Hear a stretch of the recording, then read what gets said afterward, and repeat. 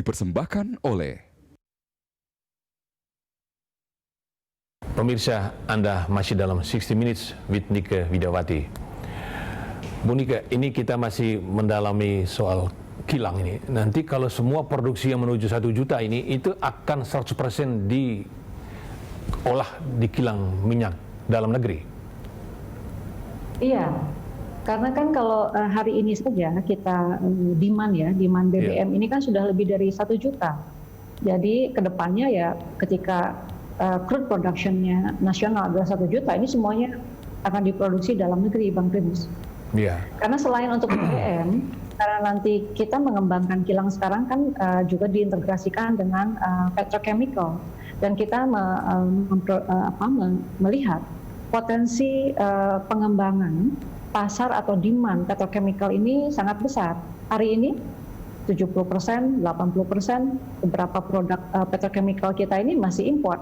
Jadi import substitution sangat diperlukan nih untuk menekan juga current account deficit. Kita membentuk subholdingnya ada refiner and petrochemical. Jadi ini adalah pendekatan yang betul-betul berbeda dengan pendekatan sebelumnya. Kita akan fokusnya adalah tuntas mengintegrasikan kilang BBM sampai ke petrochemical, karena kita menyadari pengembangan atau transisi energi ke depan ini akan mengurangi fossil fuel dan lebih ke renewable energy.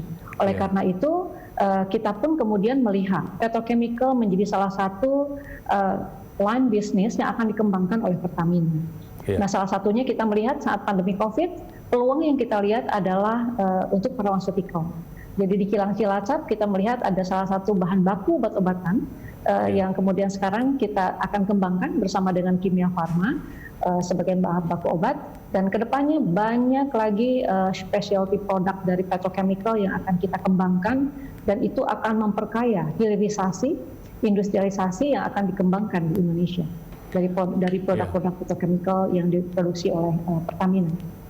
Jadi kilang BBM yang diharapkan oleh Presiden Republik Indonesia sudah dibangun, Bu, ya? Iya, jadi yang kita ada beberapa yang sudah dibangun ya. Jadi yang sekarang yang in progress, yang pertama adalah yang di Balikpapan. Di Balikpapan ini ada penambahan kapasitas dari 260.000 barel per hari menjadi 360.000 barel per hari. Ini akan selesai di 2023, Bang Primus. Dan yang kedua ini adalah yang di Balongan. Ini juga menambah kapasitas dari 125.000 barel ke 150.000 barel. Ini akan duluan malah di 2022 awal ini akan selesai terlebih dahulu.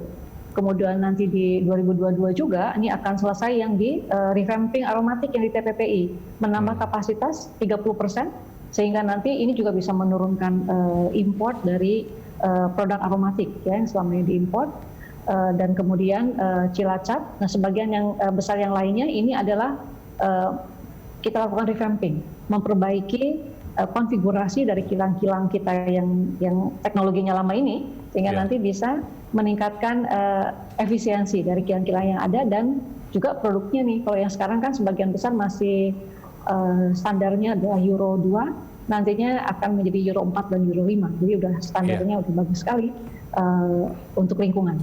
Nanti ke depan itu kita hanya mengimpor crude, Bu, ya, jadi kita olah dalam negeri, tidak lagi mengimpor dalam bentuk jadi BBM. Iya, target kita seperti itu, Bang Primus. Iya.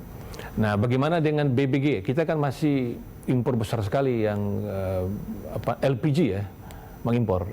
Itu nanti akan ke dalam negeri juga, dalam kilang dalam negeri juga. Ya.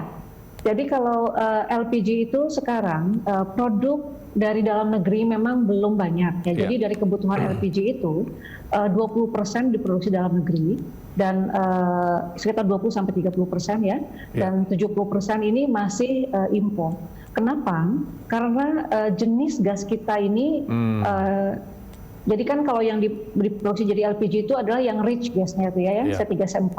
Nah, jenis gasnya kita ini dry kebanyakan. Oleh karena itu kita mencari solusi lain. Kita akan mengganti, mensubstitusi LPG ini dengan DME yang dihasilkan dari coal gasifikasi. Di coal gasification menghasilkan DME. DME ini nanti yang akan menggantikan LPG, sehingga nanti kita targetkan tidak ada lagi import LPG.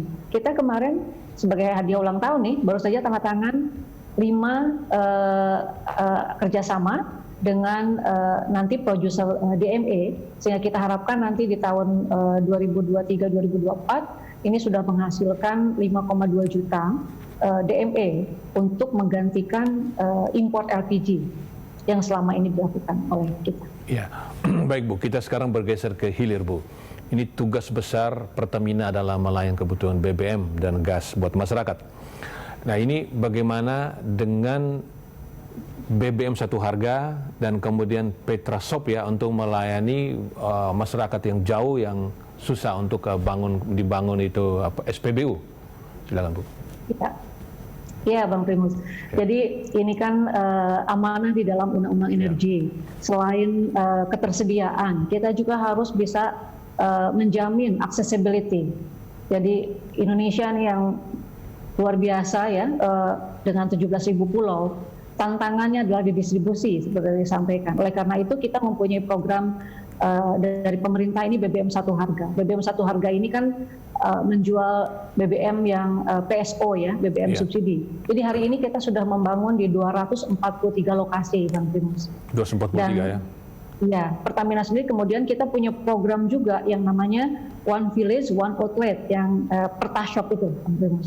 Ini sebetulnya BBM satu harga juga, tapi yang kita jual adalah BBM yang non PSO, karena kita kan nggak bisa menjual BBM PSO sembarangan karena ini semuanya penugasan. Tapi kita melihat tidak cukup kalau hanya 243 lokasi saja.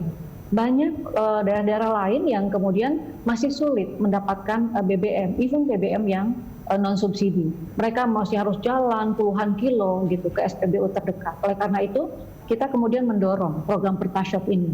Jadi nanti targetnya setiap desa harus punya SPBU. Nah karena desa maka kita kemudian membuat SPBU-nya kecil. Dari mulai 1.000 KL, 2.500, 5.000 sesuaikan dengan kebutuhan di sana. Yang kita jamin adalah satu, ini barangnya atau BBM-nya ini BBM yang kualitasnya sesuai dengan di SPBU karena ini langsung dari Pertamina. Kedua, harganya pun sama dengan di SPBU. Selama ini kan banyak tuh yang dijual juga yang semacam apa itu Pertamina itu bukan Pertamina actually. Mereka kan harganya jauh lebih mahal dibanding SPBU. Benar. Maka sebenarnya Pertashop ini BBM satu harga juga. Karena apa?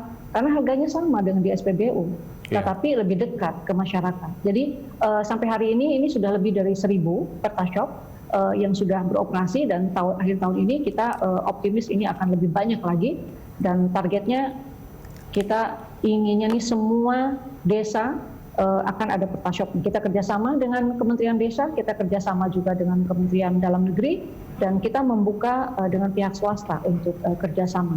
Ya, pemirsa, bagaimana Pertamina menuju korporasi kelas dunia? Jangan kemana-mana karena kami akan segera kembali.